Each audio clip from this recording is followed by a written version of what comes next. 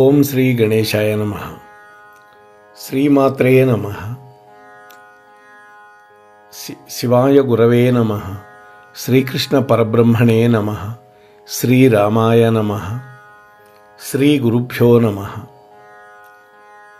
నమః శివాభ్యాం నవయౌవనాభ్యాం పరస్పరాశ్లిష్టవపుర్ధరాభ్యాం నగేంద్రకన్యా వృషకేతనాభ్యాం నమో నమః శంకర పార్వతీభ్యాం. మోహనవాణి ఛానల్ వీక్షకులందరికీ ముందుగా నా యొక్క సాధువాదములు. ఈ రోజున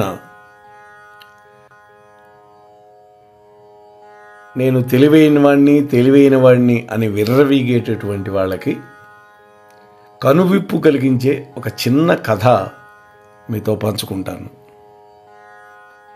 పూర్వం ఒక రాజ్యాన్ని విజయుడు అనేటువంటి ఒక రాజుగారు పరిపాలిస్తూ ఉన్నాడు. ఆ రాజుగారికి ఒక అలవాటు, నేనేదో గొప్ప తెలివైన వాడిని అనేటువంటి ఒక నమ్మకం కూడా. అందుకని మంత్రి గారిని తరచూ అడుగుతూ ఉంటాడు, ఓ మంత్రి గారు, నాకంటే తెలివైన వాళ్ళు ఎవరైనా ఉంటారా అని. మంత్రికేమో మొహమాటం. మీకంటే తెలివైన వాళ్ళు ఉన్నారు అంటే రాజుగారికి ఎక్కడ కోపం వస్తుందో అని, మీకంటే తెలివైన వాళ్ళు నాకు తెలిసి మన రాజ్యంలో ఎవరూ లేరు ప్రభు అంటుండేవాడు. అయితే ఒక రోజున రాజుగారు నిండు కొలువులో తన గురించి గొప్పలు చెప్పుకోవడం మొదలుపెట్టాడు. కొంతమందికి అలవాటు అది. ఊరికే ఉండక మంత్రి గారిని కూడా అందులోకి ఇరికిచ్చి, ఇప్పుడు నేను చెప్పిన విషయాల మీద మీ అభిప్రాయం ఏంటి మంత్రి గారు అన్నాడు. మంత్రి గారికి ఏమనాలో తోచల. ఎట్లాగైనా రాజుగారి ఈ యొక్క అలవాటుని మాన్పించాలి, లేకపోతే ఎప్పుడో ఒకరోజు అది సమస్యగా మారుతుంది అనుకున్నాడు తెలివైనటువంటి మంత్రి. ఓ రాజా, మన రాజ్యపు పొలిమేరల్లో ఉన్నటువంటి గోపాలపురంలో చాలామంది తెలివైన వాళ్ళు ఉన్నారని నేను విన్నాను ప్రభు. మీరు ఒకసారి కొంచెం సమయం తీసుకొని చూడండి. ఆ ఊరి జనాల కంటే మీరు తెలివైన వాళ్ళు అని తేలిపోతే బాగుంటుంది. అప్పుడు రాజ్యంలో ఎవరు కూడా మీ తెలివి ముందు బలాదూరైపోతారు. ఆ విధంగా మీ గొప్పతనం మరింత మందికి తెలుస్తుంది. అయినా వాళ్ళెవరూ మీ తెలివికి సరితూగుతారని నేను అనుకోవటం లేదు అని తప్పించుకున్నాడు మంత్రి. దాంతో రాజుగారికి ఉత్సాహం ఆగటంలా. తెలివైన వాళ్ళు ఉంటే వాళ్ళని ఓడిస్తే కదా నా గొప్పతనం అనుకొని, ఏమిటి ఈ గోపాలపురం, వీళ్ళ తెలివేంటి ఒక్కసారి చూస్తాను అని నేరుగా గుర్రం ఎక్కి అక్కడికి బయలుదేరి వెళ్ళాడు. ఆయన గోపాలపురం చేరుకుంటూ ఉండగా ఊరి మొదట్లో గడ్డి భూముల్లో ఒకడు పశువుల్ని మేపుతూ కనిపించాడు, ఆవుల్ని. ముందు వీడిని ఓడిస్తాను, నా తెలివి ముందు వీడేపాటి అని గర్వంతో అనుకుంటూ వాడి దగ్గరికి వెళ్ళాడు రాజుగారు. గుర్రం దిగి, ఏమాయ్ పశువుల కాపరి, నేను నిన్ను 3 ప్రశ్నలు అడుగుతా, నీకు చేతనైతే జవాబు చెప్పు చూస్తా అన్నాడు. పశువుల కాపరి రాజుకేసి వింతగా చూసి, సరే అడగండి, నాకు తెలిస్తే చెబుతాను అన్నాడు. మొదటి ప్రశ్న, సృష్టిలో అన్నిటికంటే వేగవంతమైనది ఏది అని అడిగాడు విజయుడు. ఆ పశువుల కాపరి అన్నాడు, గాలి అన్నాడు. రెండవ ప్రశ్న, అన్నింటికంటే ఉత్తమమైనటువంటి జలం ఏది అని అడిగాడు. వాడు గంగా జలం అన్నాడు. అన్నింటిలోకి ఉన్నతమైన పాన్పు ఏది అని అడిగాడు. పక్క బెడ్. ఇంకేముంటుంది, చందనపు కర్రలతో చేసినటువంటి పక్క అన్నాడు. అంటే పాడె వాడి ఉద్దేశం.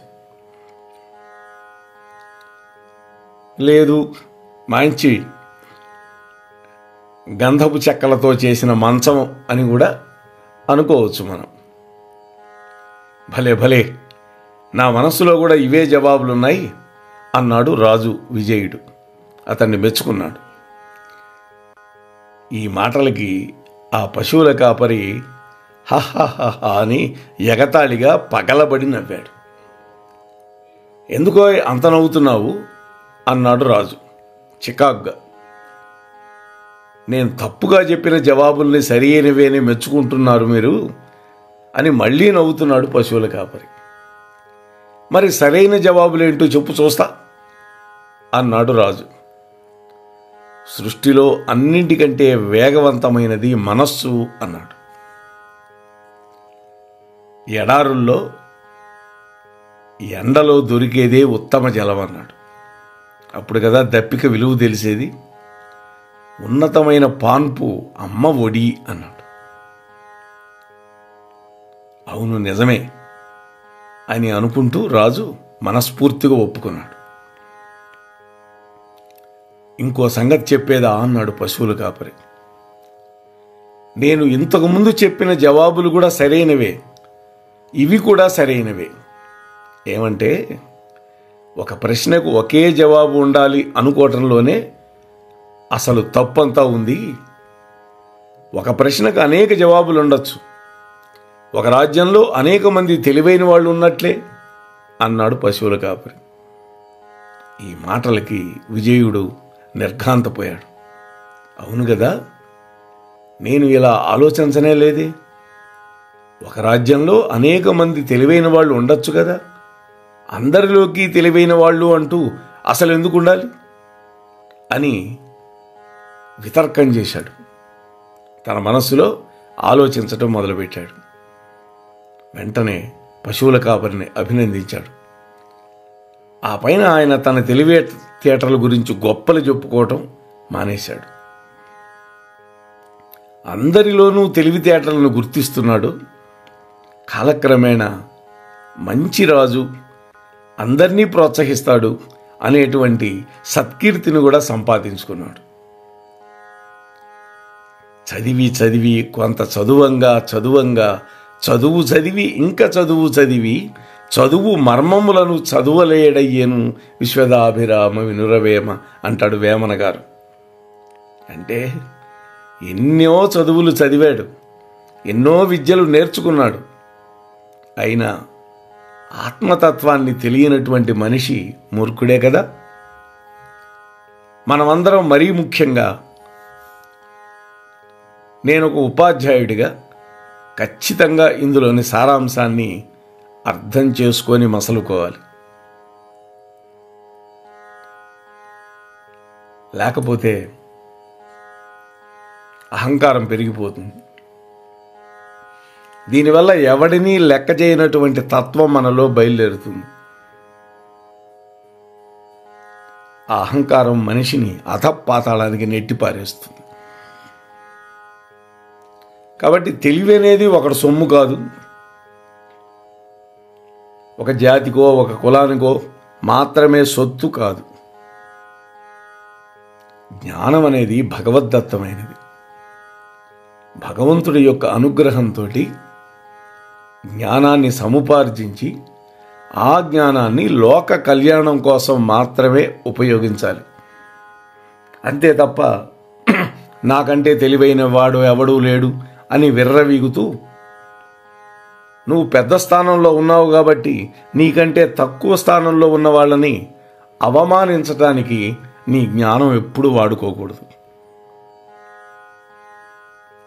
ఇది ఈ కథ మనకి చెబుతోంది కదా.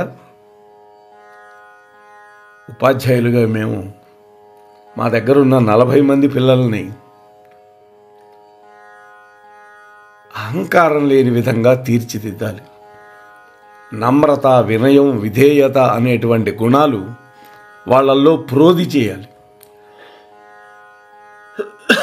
దానికి ఎన్నో కథలు చెప్పాలి. పాండిత్యం ఉన్నవాడు తన పాండిత్యాన్ని పామరుడి దగ్గర ప్రదర్శించకూడదు, వాళ్ళని అవమానించడానికి వాడకూడదు. ఒకానొకప్పుడు ఒక పండితుడు పడవలో ప్రయాణం చేస్తూ ఉన్నాడు. ఒక్కడే, నడిపేవాడు తను. కాసేపు అయిన తర్వాత ఉబుసుపాక ఓ ప్రశ్న అడిగాడు పండితుడు. ఏమో ఈ రామాయణం చదువుకున్నావా అని. అక్షరం ముక్క తెలియదు బాబయ్య, నాకు ఏ రామాయణం తెలియదు అన్నాడు. ఒరే, నీ జీవితంలో పావు భాగం వృధారా అన్నాడు. పాపం వాడు ముఖం చిన్నబుచ్చుకున్నాడు. ఇంకాసేపు అయిన తర్వాత భారతం ఏమన్నా చదివావా అన్నాడు. రామాయణం చదవలేదు, భారతం మాత్రం నేను ఎక్కడ చదువుతాను బాబయ్య అనగానే ఎగతాళిగా పండితుడు, నీ జీవితంలో సగభాగం వృధా అన్నాడు. కాసేపు అయిన తర్వాత, బాబయ్య మీకు ఈత వచ్చా అన్నాడు. ఒరే, నాకు రామాయణం వచ్చు, భారతం వచ్చు కానీ నాకెందుకు వస్తుందిరా ఈత అన్నాడు. అయ్యా, ఇందాక రామాయణం భారతం నాకు చదవనందుకు సగజీవితం వృధా అన్నారు మీరు, ఇప్పుడు మీకు ఈత రాదన్నారు. ఇదిగో ఈ పడవకి చిల్లిపడింది, ఇదిగో నీళ్లు వస్తున్నాయి, కాసేపట్లో ఈ పడవ మునిగిపోతుంది, నాకు ఈతొచ్చు కాబట్టి నేను ఈదుకుంటూ ఒడ్డుకెళ్ళిపోతాను, మరి మీ పరిస్థితి ఏంటి అన్నాడు. అవాక్కైపోయినాడు, తలకాయ దించుకున్నాడు. సిగ్గుతోటి తనను అవమానించినా కూడా ఆ పడవవాడు క్షమాగుణాన్ని ప్రదర్శించి ఆ పడిపోయేటటువంటి, ఆ మునిగిపోయేటటువంటి పడవలో నుంచి ఆ పండితుడిని కూడా తీసుకొని ఒడ్డుకు చేరాడు. అంటే ఇక్కడ ఏ వృత్తిలో ఉండేవాడికి ఆ వృత్తి పట్ల మెలకువ కావాలి, పడవ నడిపే వాడికి ఈత రావాలి. ఎందుకని, లేకపోతే ఎప్పుడైనా పడవ మునిగే పరిస్థితి వస్తే రక్షించుకోలేడు తనను. అంత మాత్రాన వాడు అజ్ఞాని అనుకుంటే ఎంతవరకు సబబు ఆలోచించండి. అందుకనే అన్నీ ఉన్న ఇస్తరి అణిగి మణిగి ఉంటుంది అని పెద్దవాళ్ళు అంటారు. ఏమీ లేని ఇస్తరి ఎగిరెగిరి పడుతుంది అని. అందుకనే పదార్థాలన్నీ వడ్డించేదాకా ఇస్తర పట్టుకొని కూర్చుంటాం మనం. ఫ్యాన్లు వేసి ఉంటాయి, అది ఎగిరిపోతుందని. ఇవన్నీ మన నిత్య జీవితంలో చూసేవే. కాబట్టి తెలివి ఎవడి సొమ్ము కాదు, ఎవడికి సంబంధించిన జ్ఞానం వాడికి భగవంతుడు ఇస్తాడు, వాడు బతకటానికి.